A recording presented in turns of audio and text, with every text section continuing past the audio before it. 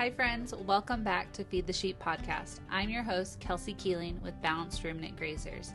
I'm a wife to my soulmate Ryan, mother of 4, daughter of Christ, who is always working to be a Proverbs 31 woman. Join me as I share my passion for hair sheep by taking you along as we work to create a balanced sheep flock of Australian whites in South Central Kansas.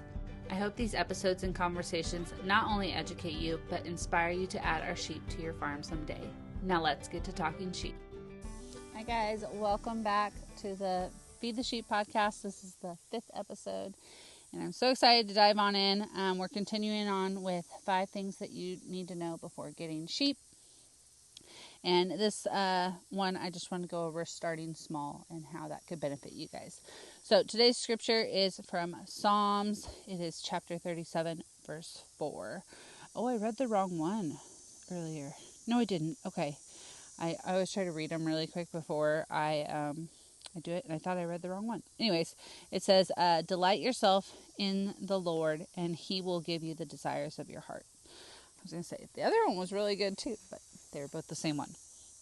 So, yeah, if you guys don't know, if you haven't watched my beginning episodes, I really think that it's so important to have your faith when we're going through farming, because this is such a hard thing and it's testing you all the time. And,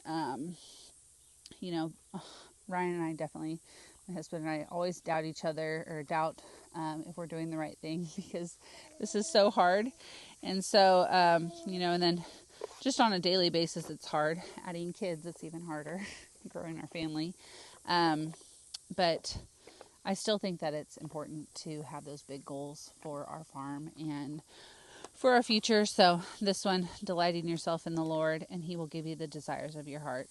I know that this has always been something that I've held on to and been like, okay, God, if it's your will really, then these big dreams that we have for this farm will flourish. And I don't know. I really like that one. So, okay, let's get on into this episode. So, start small. These are the 5 things that you need to know before getting sheep. I think I already said that. Sorry, guys. But I just feel like that there are so many benefits with starting small. Now that's really funny. My husband would laugh at that because, I'm not the type to start small.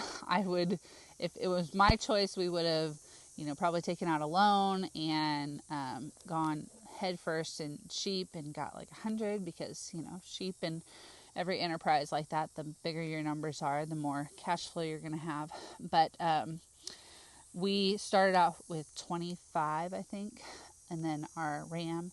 And I feel like that was a really good number. We might have had close to 30 actually. But anyways, that was a good number to start with.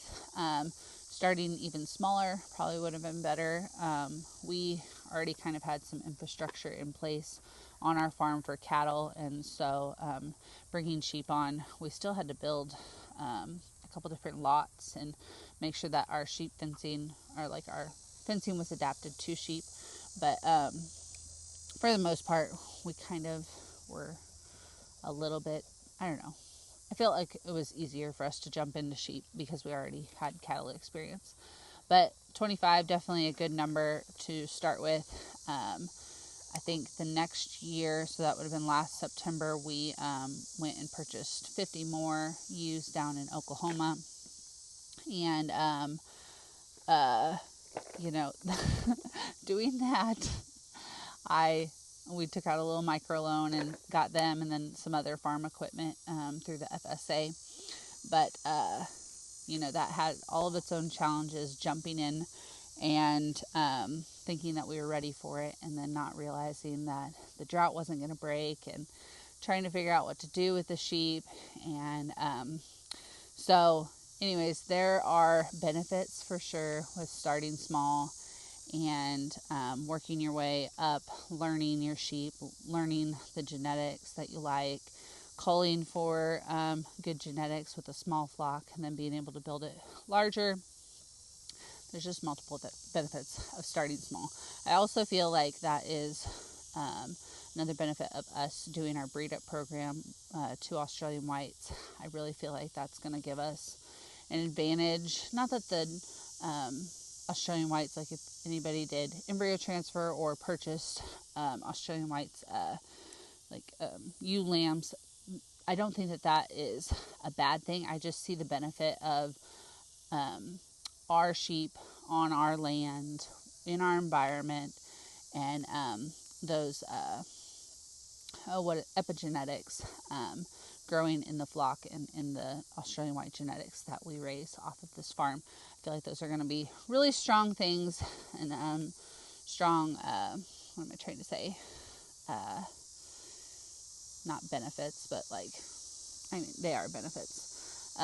Good things that our flock is going to have, 5-10 years from now. And I'm really excited to see all that.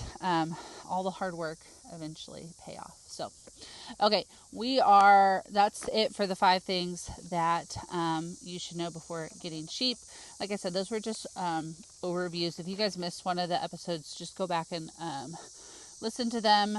But next week we're going to be going over must-haves for running sheep.